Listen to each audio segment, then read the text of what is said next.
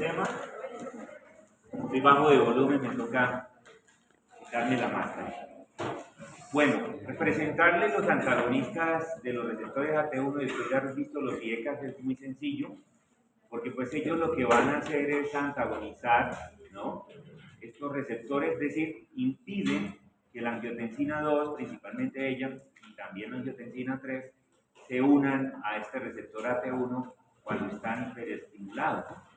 Y bueno, pues básicamente lo que se quiere es evitar en este tipo de pacientes los efectos AT1 que no son favorables, deleterios. Esto es los efectos, por ejemplo, aterogénicos, los efectos vasopresores en exceso, el incremento en la poscarga, la precarga, el incremento de la aldosterona por el estímulo AT1 en la corteza de la glándula suprarrenal, ¿sí? Entonces, digamos que los efectos son muy positivos en la mayoría de los casos, porque pues estamos hablando de pacientes con enfermedad cardiovascular que tienen incrementada la actividad AT1, ¿ok? Bien, digamos que existen varias sustancias, el sufijo sartán ayuda a identificar ese tipo de sustancias, candesartán, irbesartán, telmisartán, valsartán, lorazartán, losartán, perdón. Esos todos son antagonistas AT1, a la angiotensina 2.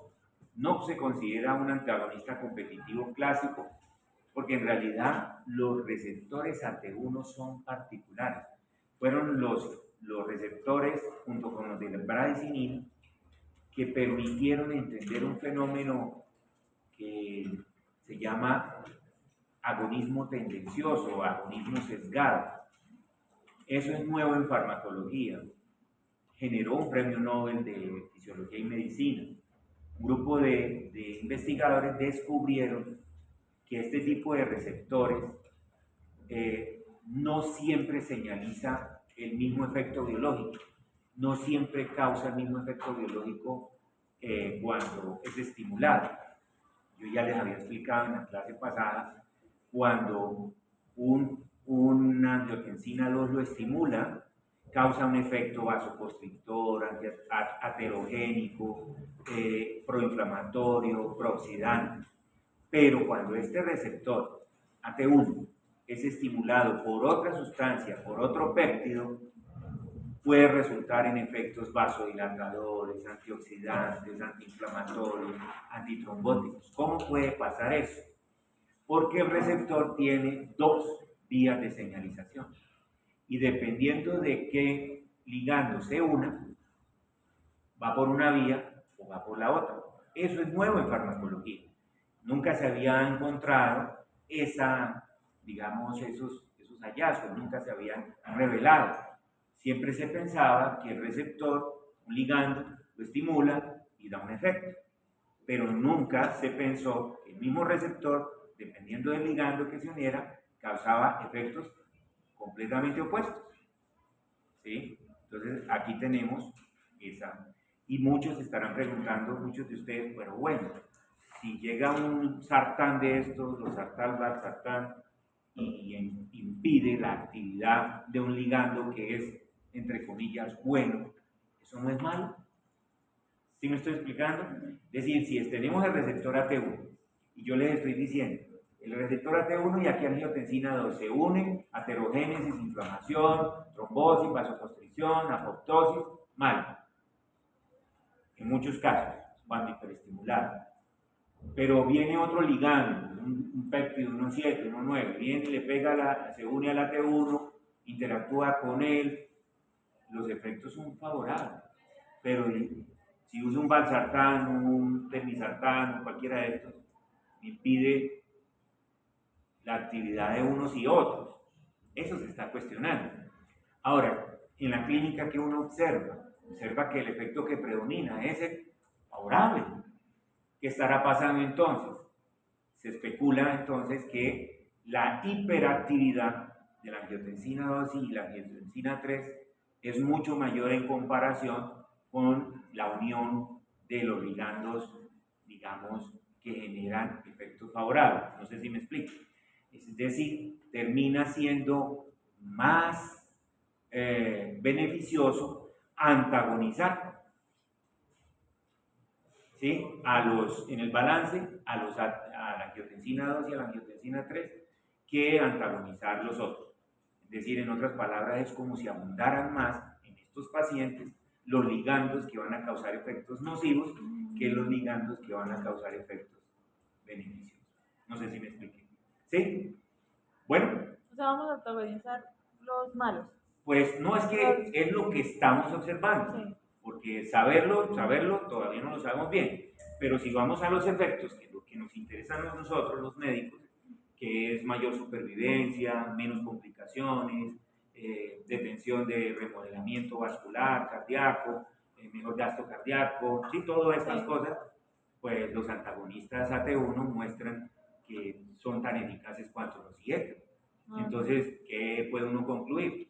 Que vale la pena antagonizar, usar el antagonista, mismo que en el intento estemos de pronto disminuyendo efectos de los péptidos protectores.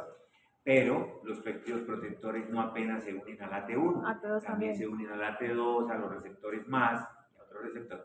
¿Sí? Sí, ya. Entonces, eso es lo que se hace. Bueno, en cuanto a efectos adversos es parecido al perfil de los IECA, pero hay que decir que son menos frecuentes y menos graves, sobre todo por ejemplo, el edema angioneurótico, ¿cierto? En cuanto a la fetopatía es casi lo mismo, en cuanto a los problemas de inducir falla renal es igual a los IECA, hipercalemia tienen el mismo riesgo, sobre todo si se dan con ahorradores de potasio, diuréticos ahorradores de potasio, betabloqueadores, tienen el mismo problema, ¿ok? El olmesartán que se está hablando ahí en esa digamos, comunicado de la FDA, nos advierten que está relacionado con una enteropatía parecida al SPRUT, es decir, un síndrome de mala absorción que puede ser precipitado por el olmesartán. Básicamente es eso. Y finalmente, los inhibidores de la renina, que se aprobaron ya hace un buen tiempo, unos 15 años, pero que al comienzo, pues la propaganda fue que tenían la misma eficacia, la misma efectividad que los IECA, que los ARA2, con tal vez, gracias, con tal vez menos problemas, toca dejarla calentar un poquito. Sí. En una semana. Menos problemas adversos. Pero con el tiempo se vio que tienen los mismos problemas de falla renal, hipercalemia, los mismos problemas que ya les conocemos a los IECA y a los ARA2. Y está esta pregunta. ¿Qué pasa con los productos intermediarios vasodilatadores? Es decir, esos péptidos, ¿se acuerdan el 1.7 y el 1.9 que les hablé en la otra clase? ¿Qué pasa con ellos? ¿Y por qué la pregunta? Porque si vemos la renina está muy arriba, ¿no? Me vuelvo un poco, disculpen, no me vayan a marear.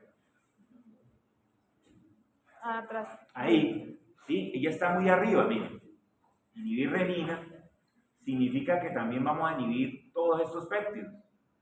Y la pregunta que nos hacíamos nosotros allá en Brasil, cuando se estaba diseñando esos inhibidores de renina, que fue ya hace rato, nosotros hacíamos seminarios todos los viernes sobre este eje, y nos preocupaban los inhibidores de renina, por eso, porque la farmacología ya nos enseñó que hay que respetar máximo, que no hay que ni vivir muy arriba ni muy abajo porque se ensucia el efecto. Y entonces nos preocupaba ese efecto de los inhibidores de renina, y apareció esto,